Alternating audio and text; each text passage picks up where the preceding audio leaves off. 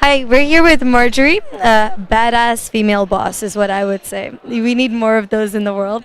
But I just had a few questions for you. Thank you for being with me today. First time I'm doing this, so let's see how it goes.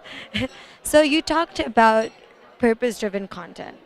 Is there any process that you or your or Uber does in making sure that you don't miss that? Like it's very easy to get diluted. So is there any tips that you could share? Yeah, that's a great question.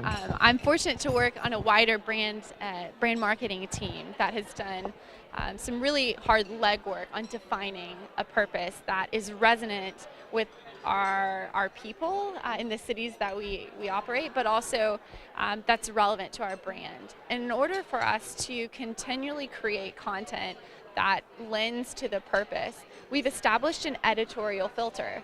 So every content piece that we produce, we ask ourselves that question. And if it passes through that filter, then it gets published and distributed accordingly.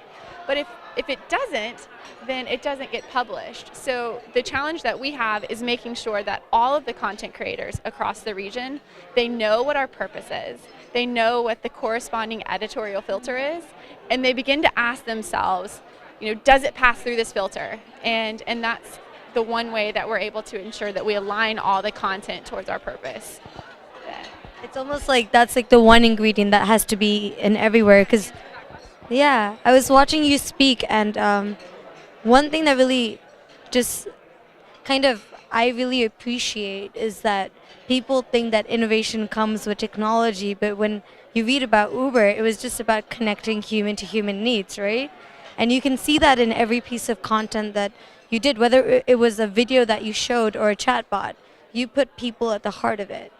So how would you kind of advise other companies to not only sell content, push content, but create conversation around it? I think that that's a heavy question. I think it's going to be different for every business.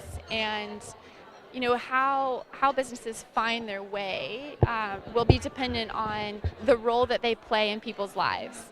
And with Uber, we're fortunate that we play a role in people's lives, not only on a daily basis, but often multi times a day.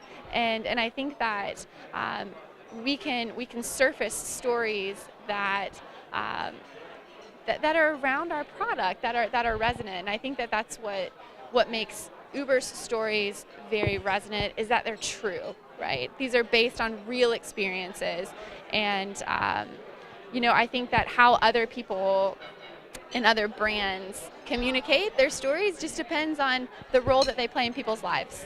That's all right. Stop! It's like a tree, like Yeah. out. Last question is, why do you think summits like this